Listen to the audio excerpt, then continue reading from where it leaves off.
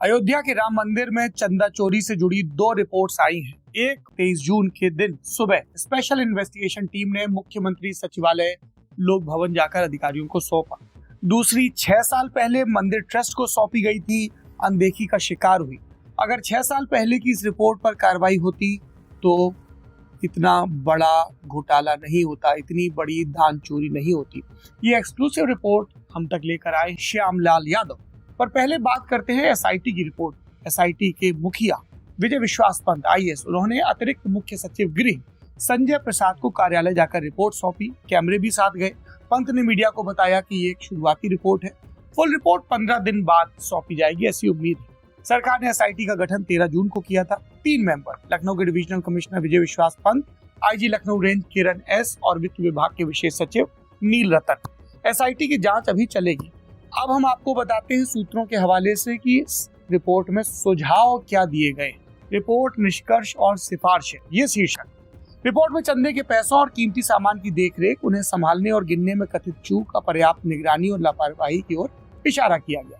उन लोगों के नाम है रिपोर्ट में जो चंदे के फंड और कीमती सामान की देखरेख से जुड़े थे, गिनती की प्रक्रिया में शामिल थे, रकम बैंक तक ले जाते थे, सीसीटीवी फुटेज की देखरेख के जिम्मेदार थे, उन पर भी सवाल है। इसके अलावा चंदे और गिनती की निगरानी और बैंकिंग प्रक्रिया से जुड़े अहम नामों का भी जिक्र है। सिफारिशें भी है एक्शन के लिए। कहा गया है कि इस गबन को लेकर एक एफआईआर दर्ज की जाए ताकि कानूनी प्रक्रिया के जरिए संदिग्धों की भूमिका की जांच हो। दर्शक याद रखें कि चंदा चोरी पर बात लगातार हो रही, लेकिन अभी तक एक भी फॉर्मल एफआईआर नहीं है। इसके अलावा चोरी या गबन के सबूत जुटाने, असल और आय से अधिक कमाई का पता लगाने और इसमें शामिल कड़ियों व नेटवर्क को जोड़ने की बात भी कही गई है सिफारिश में। चंदे की गिनती और बैंकिंग प्रक्रिया में पहले शामिल रहे सभी लोगों को हटा दिए जाने को भी सुनिश्चित किया गया है। ये तो आज की रिपोर्ट की बात थी, पर इसके आगे की बात, चेतावनी की जो अनदेखी हुई 6 साल पहले, राम मंदिर के फंड प्रबंधन में कमियों की तरफ इशारा किया गया था। क्या है ब्यौरा? श्री राम जन्मभूमि तीर्थ क्षेत्र ट्रस्ट के सूत्रों ने इंडियन एक्सप्रेस को बताया कि नवंबर 2020 में ट्रस्ट के एक वरिष्ठ अधिकारी ने एक फर्म से इंटरनल ऑडिट और रिस्क मैनेजमेंट पर सलाह मांगी थी। रिपोर्ट में ऑडिट फर्म ने फिर क्या कहा इस सलाह में? मंदिर का मैनेजमेंट बहुत अनप्रोफेशनल है, चंदे और वित्तीय रिपोर्टिंग के लिए व्यवस्थित रिकॉर्ड उपलब्ध नहीं है, कामकाज के स्तर पर मैनेजमेंट की लेयर्स तय नहीं है, हजारों कर्मचारियों वाले इस ट्रस्ट में कोई ढंग का एचआर विभाग नहीं है। मौजूदा हालात में जानकारी को नियंत्रित करना और उचित व्यवस्था कायम करना मुश्किल होगा। किसी भी लेन देन या डेटा एंट्री पर दूसरी और तीसरी जांच की व्यवस्था नहीं है। इन काइंड यानी कीमती सामान के रूप में मिले चंदे की एंट्री उचित स्टॉक रजिस्टर में नहीं होती। डेटा एंट्री और डेटाबेस की जांच निगरानी के लिए कोई इंटरनल कंट्रोल मौजूद नहीं है।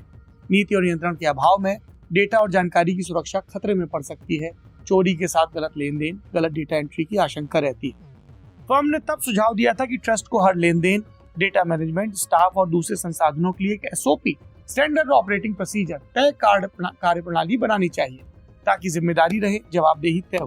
फर्म ने यह भी कहा था कि समय समय पर बैंक का मिलान, अकाउंटिंग और एमआईएस यानी कि मैनेजमेंट इंफॉर्मेशन सिस्टम के लिए योग्य स्टाफ की भी जरूरत है। 6 साल बाद भी ये सिफारिशें लागू नहीं हुई। नतीजा देश के सामने है। देखिए, नया ट्रस्ट फॉर्म हुआ था फरवरी 2020 में और ट्रस्ट में जो मोटे तौर पे देखा जा रहा है कि उसको बहुत ही इनफॉर्मल तरीके से चलाया जा रहा है।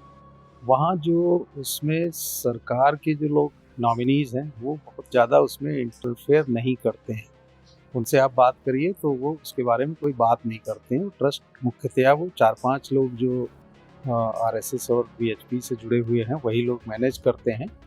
तो हमें जो थोड़े दिन में समझ में आया वहाँ बहुत सारे लोगों से बात करने के बाद अयोध्या में कि कुछ तो वीएचपी और आरएसएस के नेताओं के आपस के कुछ ईगो की प्रॉब्लम है, कुछ बीजेपी और आरएसएस और वीएचपी तीनों में कुछ तालमेल की कमी है, कुछ अनुभवहीनता है और कुछ लोगों का स्वभाव है, जिसकी वजह से ये सारा मिसमैनेजमेंट दिखाई पड़ रहा है। दर्शकों को बता दें, राम मंदिर ट्रस्ट का गठन 5 फरवरी 2020 को हुआ था सुप्रीम कोर्ट के उस फैसले के बाद जिसने अयोध्या में राम जन्मभूमि के मंदिर के निर्माण का रास्ता साफ किया था। एक अनुमान के मुताबिक तब से अब तक ट्रस्ट को सिर्फ नकद चंदे के रूप में करीब 3,500 करोड़ रुपए मिल चुके हैं। इसके अलावा गहने और दूसरी कीमती चीजों के रूप में मिला सामान अलग है।